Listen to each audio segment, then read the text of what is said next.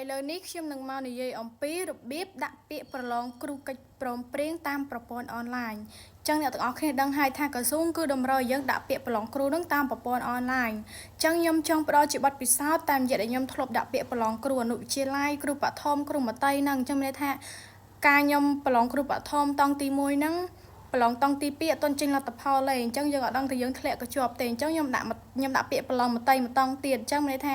ខ្ញុំអត់បានទៅប្រឡងមត្តេយ្យទេខ្ញុំបានដាក់ពាក្យមត្តេយ្យដែរអញ្ចឹងហើយតើតើទៅនឹងការដាក់ពាក្យតាមប្រព័ន្ធអនឡាញខ្ញុំគិតថាសំខាន់ជាងគេគឺរឿងអ៊ីមែលនឹងឯងគឺយើងបង្កើតអ៊ីមែលយើងចាំ password ឲ្យច្បាស់ហើយនៅពេលដែលយើងដាក់ពាក្យហ្នឹងខាងក្រសួងគេនឹងឲ្យដាក់ password មួយទៀតអញ្ចឹង password ទាំងពីរដងហ្នឹងយើងត្រូវតែចាំឲ្យច្បាស់ប្រយ័ត្នភ្លេចព្រោះអីពេលដែលយើងដាក់ password ម្ដងហើយយើងចូលបំពេញព័ត៌មានយើងក្នុងហ្នឹងដល់អញនិយាយថាដល់ពាក្យកណ្ដាលអញ្ចឹងយើងអត់ទាន់មានឯកសារគ្រប់អីទេយើងចេញមកសិនអញ្ចឹងយើងចេញមកសិនតែព័ត៌មានយើងនៅជាប់នៅនឹងឯងទៅពេលដែលយើងចង់ចូលបំពេញម្ដងទៀតយើងដាក់អា password យើងថ្ងៃមុនណាយើងដាក់ទៅយើងចូលទៅបំពេញបន្តបានប៉ុន្តែបើយើងអត់ចាំ password ទេគឺយើងចូលទៅបំពេញបន្តអត់បានទេមានន័យថាអាហ្នឹងគឺយើងឆាចោលតែម្ដងហើយការដាក់ពាក្យតាមអនឡាញហ្នឹងតិចទៀតខាងក្រសួងគេនឹងផុសពីរបៀបណែនាំក្នុងការដាក់ហើយប៉ុន្តែខ្ញុំផ្ដោតសំខាន់មួយទៀតហ្នឹងគឺតកតងទៅនឹងការដាក់រូបថតអីហ្នឹងខាងក្រសួងគេផ្ដល់ព័ត៌មានឲ្យដាក់យ៉ាងម៉េចយើងដាក់ទៅតាមការណែនាំរបស់ក្រសួងទៅកុំឲ្យ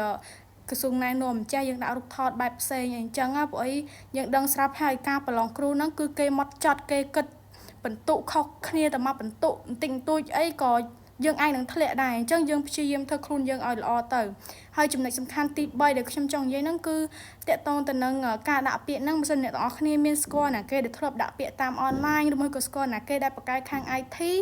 យើងទៅរកគេឲ្យជួយដាក់ជួយធ្វើទៅព្រោះអីជាក់ស្ដែងការរៀននៅសាកលវិទ្យាល័យខ្ញុំមានមិត្តភ័ក្តិដែលគាត់ដាក់ពាក្យតាមអនឡាញអត់កើតគាត់អត់ទៅរកណាគេដែលចាស់ឲ្យជួយធ្វើទេគឺគាត់សុខចិត្តអត់ទៅប្រឡងតែម្ដងអញ្ចឹងមានន័យថាយើងខាតឱកាសនៅការប្រឡងទៅបើយើងប្រឡងអត់ជាប់គឺយើងបានជាប័ណ្ណពិសោធន៍ថ្ងៃក្រោយយើងទៅប្រឡងទៀតយើងដឹងថាគេប្រឡងបែបនេះហើយយើងអាចនឹងធ្វើបានល្អជាងមុន